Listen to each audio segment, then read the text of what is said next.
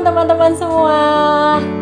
Bersyukur sekali untuk kebaikan Tuhan. Kita percaya selama seminggu ini kita sudah merasakan banyak kebaikan Tuhan. Dan hari ini ketika kita kumpul lagi itu juga karena kebaikan Tuhan. Siapa setuju? Setuju semua dong pastinya. Kalau gitu mari kita memuji Tuhan untuk semua kebaikannya. Bukan hanya berkat-berkat yang kita rasakan tiap hari, tapi terutama juga karena Tuhan sudah mati buat kita, Tuhan sudah bangkit buat kita, sudah menyelamatkan kita. Kita nyanyikan lagu ini, Dia sungguh baik, He is so good to you and me.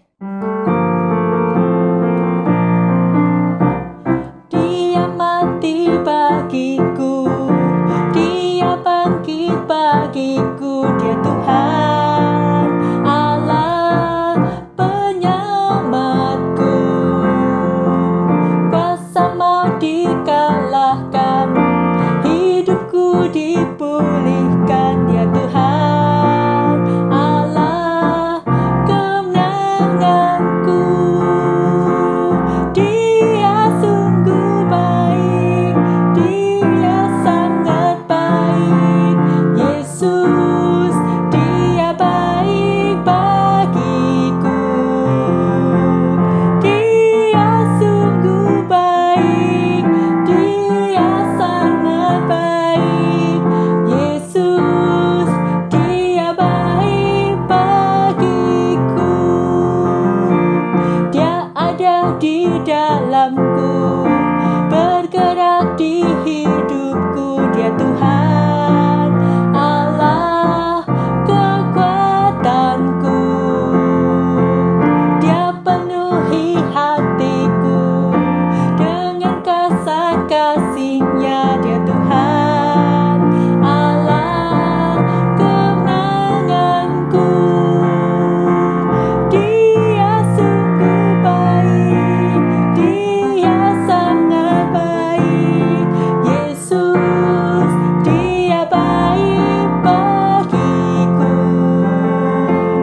Dia sungguh baik, Dia sangat baik, Yesus, Dia baik bagiku.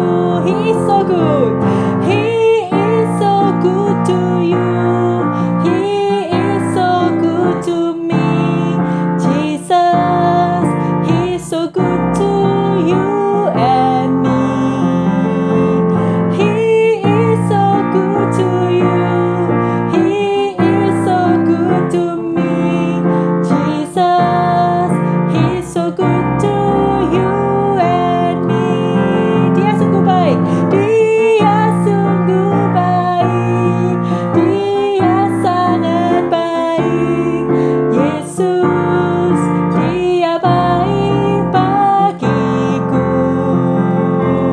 Dia sungguh baik, Dia sangat baik, Yesus, Dia baik bagiku.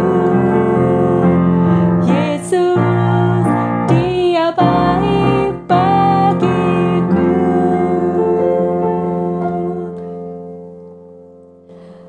Mari kita berdoa sama-sama. Terima kasih Tuhan karena Tuhan sangat baik buat kami. Terima kasih untuk semua karya Tuhan yang Tuhan nyatakan buat kami. Engkau sudah mati bagi kami, Engkau bangkit bagi kami.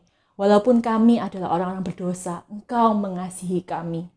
Karena itu ya Tuhan, hari ini kami datang dengan penuh ucapan syukur. Kami sungguh-sungguh mengucap syukur untuk segala kebaikan Tuhan yang sebenarnya tidak layak kami terima. Tapi hari ini ketika kami datang, kami tahu bahwa semua hal baik yang ada di dalam hidup kami, semuanya hanya karena anugerah Tuhan. Kami sekali lagi bersyukur. Tuhan, kami juga tahu bahwa seringkali dalam hidup ini kami menyia-nyiakan anugerah Tuhan itu. Kami masih gagal. Di dalam hidup ini seringkali ada langkah-langkah kami yang tidak menyenangkan hati Tuhan. Ampuni kami ya Tuhan, tolong kami supaya kami boleh terus bertekun, sungguh-sungguh hidup berjalan di dalam anugerah-Mu saja. Terima kasih Tuhan untuk segala kebaikan dan anugerah-Mu dalam hidup kami. Tolong kami Tuhan, tolong kami. Kami berdoa di dalam nama-Mu yang penuh kuasa, nama Yesus. Amin. Nah teman-teman, hari ini kita akan masuk seri yang baru. Wah, excited banget ya. Setelah kita berapa minggu itu sudah belajar tentang kehidupan Daud, hari ini kita akan mulai perjalanan yang baru lagi dengan orang-orang yang baru. Bukan cuma satu, banyak. Langsung excited banget untuk belajar firman Tuhan sama-sama. Tapi sebelum kita belajar firman Tuhan, kita mau nyanyi lagu ini mengingatkan bahwa kita nggak cuma belajar, tapi kerinduan kita yang terbesar adalah menghidupi kebenaran Tuhan itu. Yuk kita nyanyikan lagu ini sama-sama ya.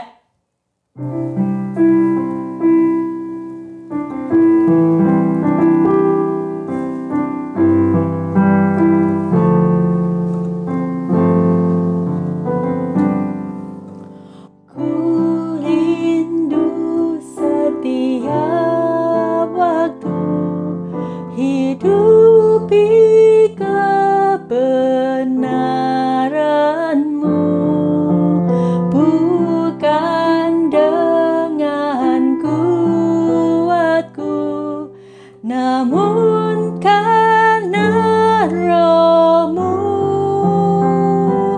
Yesus Kau yang ku pegang teguh. Ku rindu setiap waktu hidupi kebenaran-Mu. Ku rindu setiap waktu hidup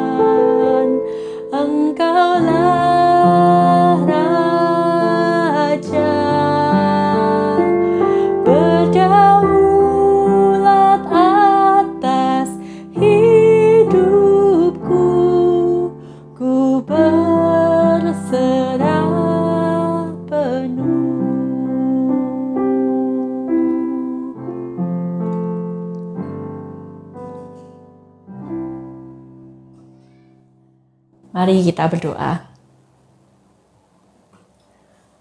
Tuhan, kami rindu ketika kami merenungkan firman-Mu bersama-sama sebentar lagi. Kami bukan hanya memahaminya, tetapi kami rindu menghidupi kebenaran-Mu itu.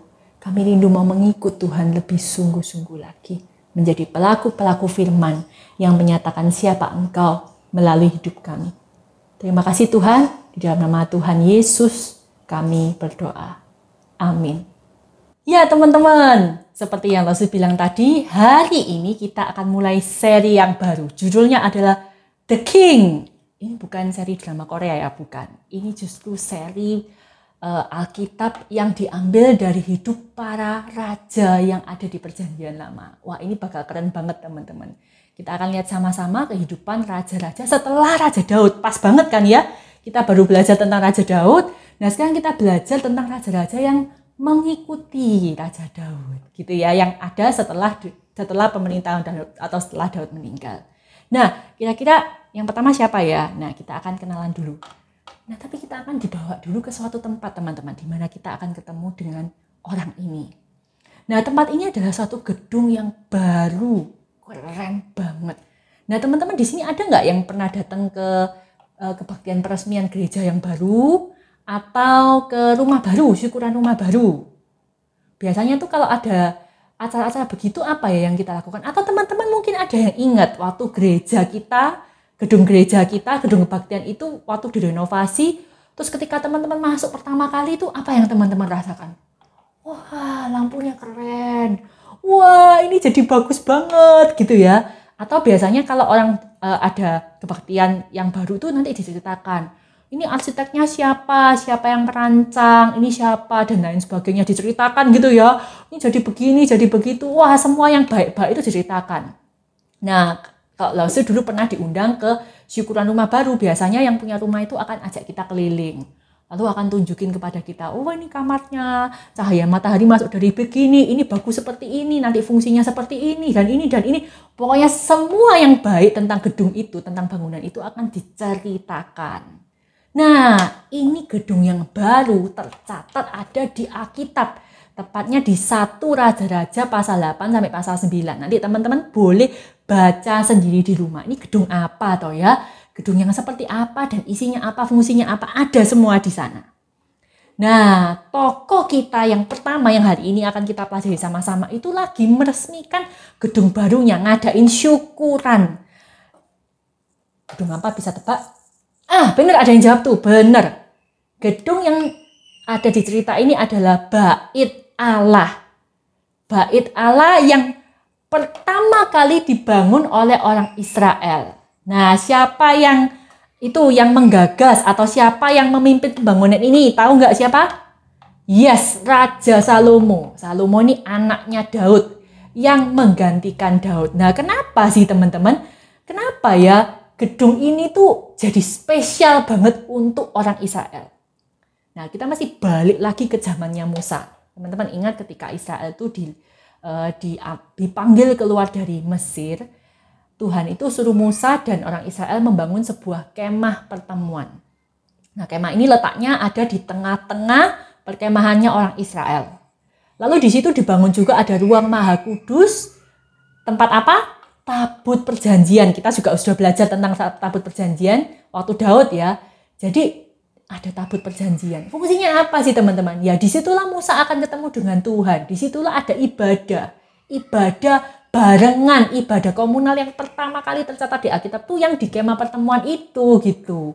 Nah, tabut perjanjian itu menyatakan bahwa Tuhan itu hadir di tengah-tengah umatnya. Tempatnya kan sudah di tengah-tengah perkemahan Israel. Tapi tabut itu juga satu tanda kehadiran Tuhan. Nah, teman-teman Mazmur itu loh, ada nulis kok, bumi itu pijakan kakinya Tuhan. Nah, Tuhan yang luar biasa gedenya itu loh, yang maha kuasa, yang maha besar itu loh, yang agung banget itu mau loh tinggal bersama-sama dengan umatnya. Nah, setelah Israel akhirnya masuk ke tanah perjanjian, tabut dan kemah pertemuan ini masih ada. Tapi Daud itu punya satu dream. Nah, tentunya itu Tuhan yang kasih ya untuk membangun satu bangunan yang menggantikan fungsinya kemah pertemuan. Daud nggak boleh bangun sama Tuhan, tidak diizinkan oleh Tuhan. Tapi Tuhan sudah janji bahwa anaknya Daud akan membangun. Nah, anaknya Daud ini yang namanya Salomo. Salomo akhirnya membangun bait Tuhan, tempat di mana kehadiran Tuhan, penyertaan Tuhan, Tuhan tinggal di tengah-tengah umatnya tuh dikuatkan lagi. Tuhan hadir di tengah-tengah orang Israel. Nah, gedung ini keren teman-teman. Nah, ini ada faktanya ya. Gedung ini dibuat dari kayu yang terbaik, dalamnya dilapisi emas. Bukan cuma cat emas loh ya, ini benar-benar emas yang melapisi gedungnya. Pintunya juga dari kayu terbaik dilapisi emas, di dalamnya dibangun 2 patung kerub. Kerub itu malaikat gitu yang gede banget, dipasang di sebelah kiri dan kanan tabut perjanjian. Nah, gedung ini berapa lama dibangun baru selesai? Ada yang bisa tebak? 7 tahun. Wah, lama banget ya. Pasti orang Israel tuh udah nunggu-nunggu banget gitu. Aduh, pengen gedung ini akhirnya selesai. Nah, benar. Karena anugerah Tuhan, gedung ini artinya akhirnya selesai. Gedung ini namanya Bait Allah. Bait itu artinya apa? Rumah. Bait Allah artinya rumah Allah. Disitulah Allah berdiam. Disitulah Allah yang luar biasa itu menyatakan bahwa dia mau tinggal di tengah-tengah umatnya. Wow, ini satu kebenaran yang luar biasa loh teman-teman. Ini menggugah hati banget, membuat terharu gitu ya. Allah tuh mau tinggal bersama-sama dengan umatnya. Nah teman-teman, setelah itu selesai, bangunannya selesai, akhirnya Salomo tuh mengadakan peresmian. Apa yang terjadi di sana? Tabut perjanjian Tuhan dibawa masuk. Jadi gedung itu sudah selesai, lalu tabut lambang kehadiran Tuhan itu dibawa masuk, ditempatkan di ruang Maha Kudus itu. Lalu teman-teman tahu nggak apa yang terjadi? Ada awan tebal yang turun dari langit menutupi semua bait Allah itu. Aduh, saya gak bayangin ya. Merinding loh, ini sudah merinding gitu ya. Benar-benar gedung yang megah itu tiba-tiba ada satu awan gede yang besar, yang tebal menutupi bait itu. Wih, kayaknya tuh apa ya, kalau Lausu jadi orang Israel tuh Lausu merasanya, wah bener ya, kita membangun ini dan Tuhan tuh berkenan hadir, itu luar biasa. Apa sih perbuatan tangan kita sampai Tuhan tuh rela hadir, tapi Tuhan tuh menyatakan kehadirannya. Sampai-sampai para imam yang harusnya mempersembahkan korban, yang mau mengadakan kebaktian tuh nggak bisa melakukan apa-apa. Karena gedung itu ditutupi oleh awan itu tadi. Benar-benar hari itu orang Israel tuh melihat langsung kuasa Tuhan, yang dulu mereka cuma dengar di Israel itu seperti ini, ketika mereka masuk di padang gurun, mau masuk di tanah perjanjian itu begini-begini. Mereka sekarang melihat sendiri. Teman-teman tahu nggak apa respon Salomo? Salomo itu akhirnya mengingatkan kepada bangsa Israel bagaimana ini tuh sebenarnya janji Tuhan tuh. Tuhan tuh sudah kasih janji ini, tapi sekarang mereka itu benar-benar melihat janji Tuhan itu ditepati. Janji Tuhan terhadap Musa, terhadap orang Israel, bahkan terhadap Daud, itu semua digenapi, ditepati oleh Tuhan, dilakukan. Dan dia menceritakan kepada Israel, Tuhan itu setia, Tuhan yang memanggil Israel keluar dari Mesir, menyertai mereka di padang gurun, menyertai mereka untuk masuk ke tanah Kanaan, dan sekarang Tuhan tuh kesetiaannya dinyatakan lewat bait suci itu, bait Allah itu, yang mereka bangun dan benar-benar ada perkenanan Tuhan, Tuhan hadir. Wow, itu kesetiaan Tuhan luar biasa. Salomo tuh seakan-akan mau ngomong gini loh Tuhan, teman-teman. Bukan kalian yang bangun yang keren, bukan arsiteknya yang keren, kita ini manusia yang lemah. Tapi justru dengan kelemahan kita, Tuhan itu menyatakan kesetiaannya. Ini ya teman-teman, satu formula yang keren banget di Alkitab. Kelemahan manusia ditambah anugerah Tuhan. Siapa yang dimuliakan? Bukan manusianya, manusianya lemah. Yang dimuliakan adalah Tuhan. Salomo mengingatkan, bukan kamu loh ya, kamu gak boleh sombong. Kalau kamu sombong yang dimuliakan siapa? Ya kamu sendiri. Tapi Salomo itu seakan-akan mau mengingatkan Israel bahwa semua itu karena kesetiaan Tuhan. Dan hanya untuk kemuliaan Tuhan, hanya Tuhan yang layak menerima semua kemuliaan. Setelah Salomo itu ngomong ke Israel begitu, dia tuh berlutut teman-teman di hadapan mezbah Tuhan. Lalu dia menaikkan doa syukur di hadapan Tuhan. Doanya kayak apa ya kira-kira ya? Ada di 1 Raja-Raja 8 ayat 56 sampai 61. Nanti teman-teman boleh baca lengkapnya, tapi saya akan bacakan awalnya. Salomo bilang begini, terpujilah Tuhan yang memberikan tempat perhentian kepada umatnya Israel, tepat seperti yang difirmankannya. Dari segala yang baik yang telah dijanjikannya dengan perantaraan Musa hambanya, tidak ada satupun yang tidak terpenuhi. Salomo nggak bilang begini loh, teman, Tuhan tolong berkatilah kami. Enggak loh. Awal doanya adalah terpujilah Tuhan. Ini bukan doa minta loh teman-teman. Tapi justru di dalam doa ini Salomo memuji Tuhan. Salomo meninggikan nama Tuhan. Dia itu mau ngomong bahwa benar, cuma Tuhan yang luar biasa. Cuma Tuhan yang setia. Cuma Tuhan tuh yang keren. Cuma Tuhan yang patut dimuliakan.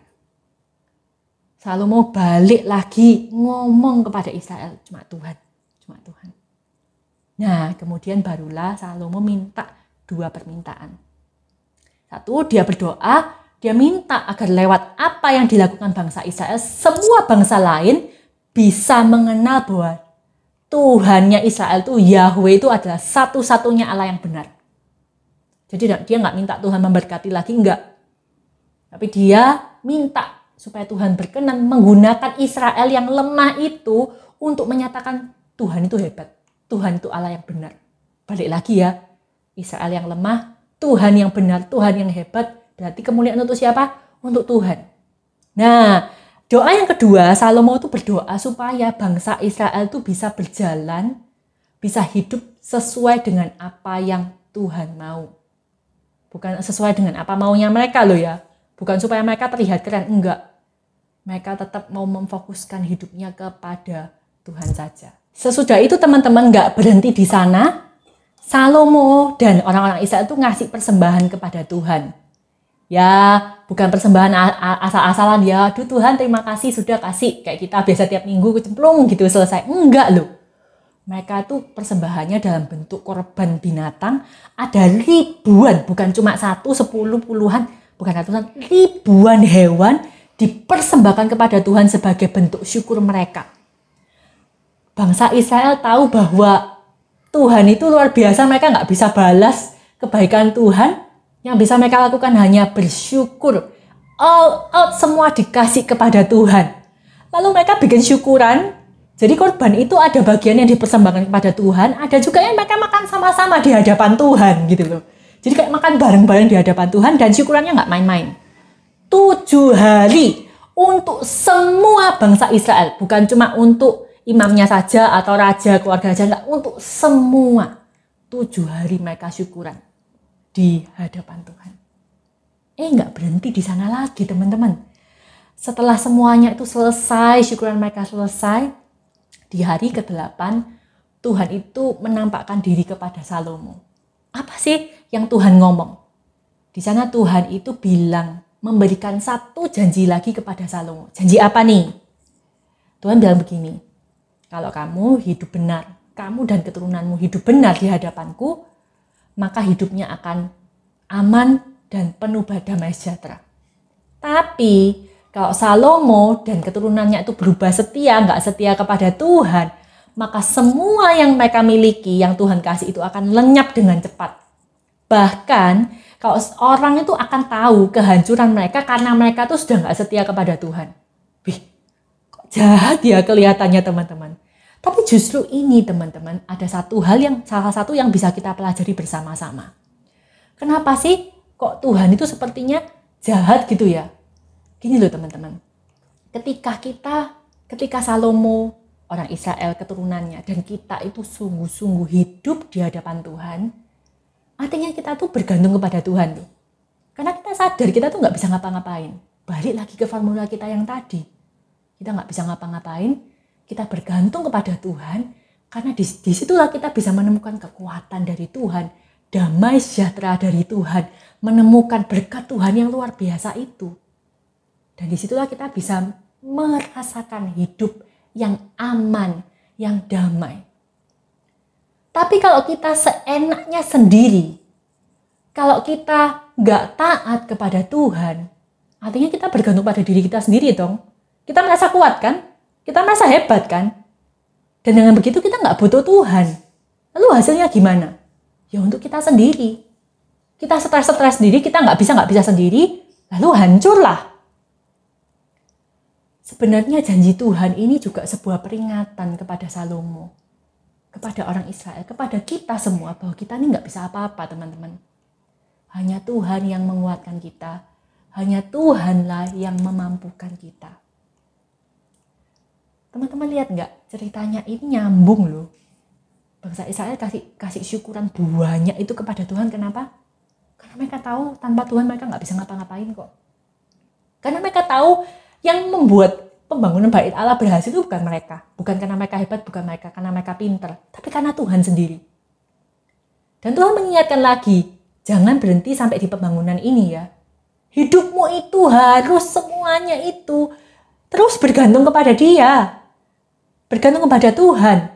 Terus melihat, mengharapkan, menantikan, bersandar pada kekuatan, pada anugerah Tuhan, pada kasih setia Tuhan. Itu pelajaran kita yang pertama. Jangan pernah mengandalkan diri sendiri. Tapi lihatlah bahwa kita ini lemah, Tuhan itu kuat. Kita nggak berdaya, Tuhan itu mampu. Kita ini nggak bisa apa-apa, Tuhan yang berikan anugerah. Dan ketika kita hidup seperti itu, hidup kita akan jadi hidup yang diberkati Tuhan, yang mengalami Tuhan, yang memuliakan Tuhan. Nah, pelajaran yang kedua apa teman-teman? Nah, ini loh.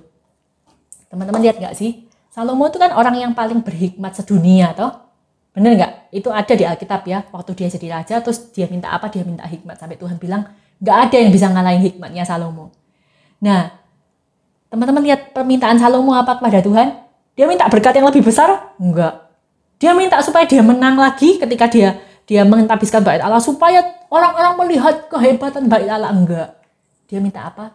Supaya Israel itu hidupnya nempel, berpaut, dekat dengan Tuhan.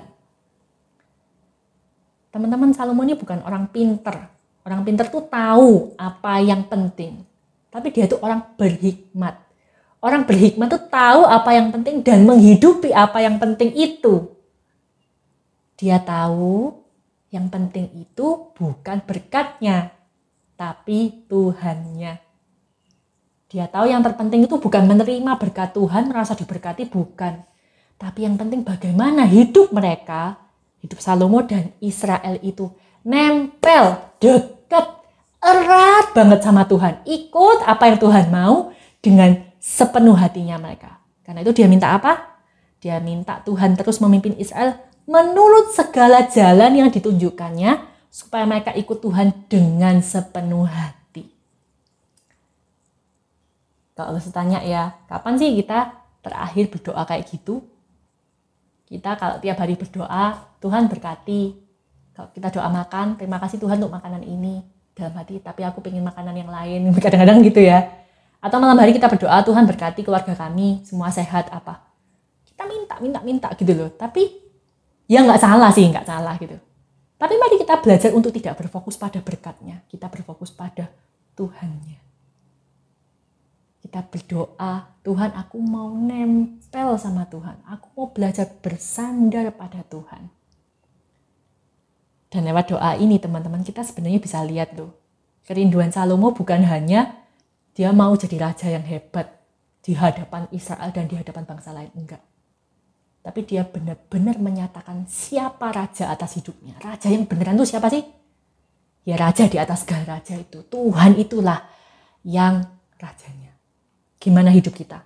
Kita mau minta terus? Ya kalau kita minta terus rajanya siapa ya? Tuhan apa kita ya? Ataukah kita bilang Tuhan aku mau nempel sama Tuhan. Aku rindu Tuhan jadi raja atas hidupku. Nah teman-teman, hari ini kita belajar dari Salomo, dari orang Israel. Apa yang penting? Apa yang kebenaran yang harus kita pahami? Mari kita belajar melihat hidup kita, hidup yang gak berdaya, hidup yang lemah.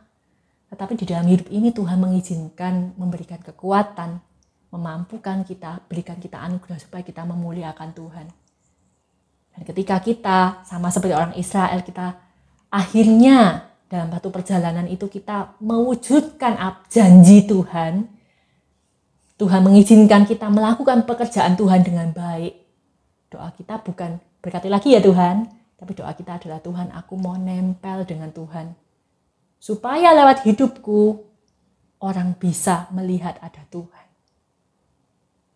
Nah, ayat hafalan kita hari ini dari Mazmur 29 ayat 2. Berilah kepada Tuhan kemuliaan namanya, sujudlah kepada Tuhan dengan berhiaskan kekudusan. Artinya apa nih? Jelas ya, berilah kepada Tuhan kemuliaan namanya. Kita mau memuliakan Tuhan saja. Sujudlah kepada Tuhan dengan berhiaskan kekudusan. Kita membawa hidup kita serahkan kepada Tuhan di bawah otoritas Tuhan. Kita sujud di bawah otoritas Tuhan dengan berhiaskan kekudusan. Kekudusan ini apa sih teman-teman? Dikuduskan itu artinya dikhususkan untuk Tuhan. Hidup kita semuanya ini tunduk, dikhususkan untuk Raja dari segala Raja. Kita hafalkan bareng-bareng ya. Mazmur 29 ayat 2. Berilah kepada Tuhan kemuliaan namanya. Sujudlah kepada Tuhan dengan berhiaskan kekudusan. Sekali lagi sama-sama ya. Berilah kepada Tuhan kemuliaan namanya. Sujudlah kepada Tuhan dengan berhiaskan kekudusan. Yuk, dalam hidup ini kita senantiasa bergantung kepada Tuhan, rindu nempel terus kepada Tuhan, melihat pimpinan karya Tuhan dalam keberhasilan hidup kita. Dan dengan begitu, Tuhan yang dimuliakan, Tuhan yang jadi Raja. Yuk kita akan berikan bejana untuk Tuhan, kita nyanyikan lagu ini sekali lagi. Lagu tadi, ku rindu setiap waktu, Engkaulah Tuhan, Engkaulah Raja. Jadi doa kita selama seri ini bahwa kita rindu Tuhan benar-benar jadi Raja itu atas hidup kita, sama seperti Tuhan sudah jadi Raja atas hidupnya Salomo. Kita nyanyikan lagu ini sama-sama dan kita berikan persembahan kita.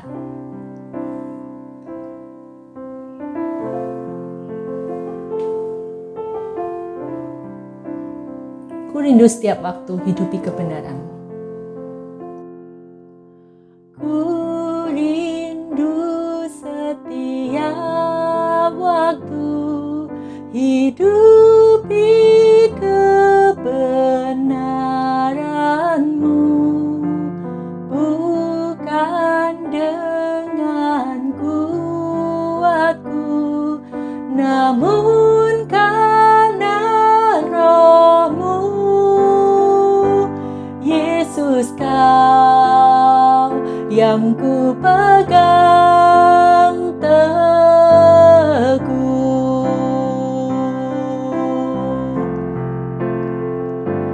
Engkaulah Tuhan, Engkaulah Raja, berdaulat atas hidupku, ku berserah penuh. Engkaulah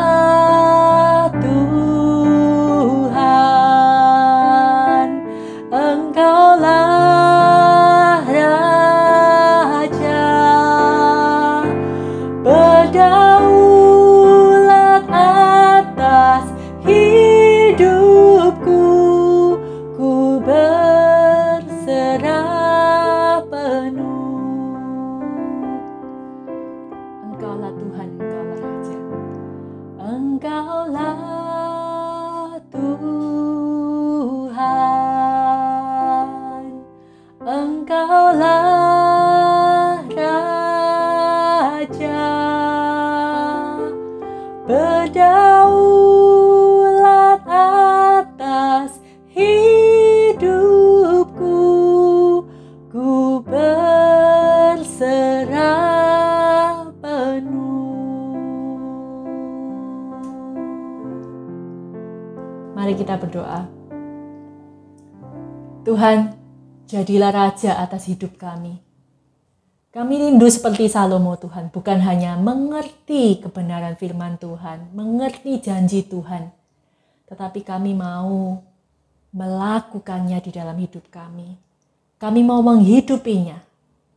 Tolong kami yang lemah ini Tuhan, biarlah kekuatan Tuhan dinyatakan.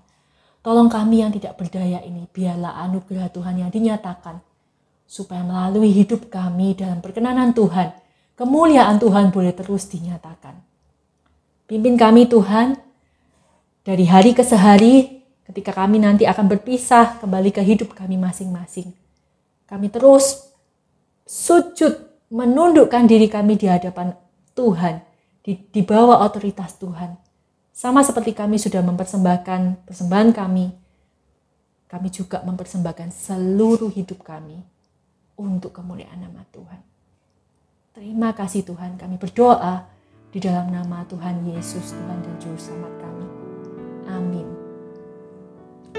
Kebaktian kita udah selesai teman-teman. Stay safe.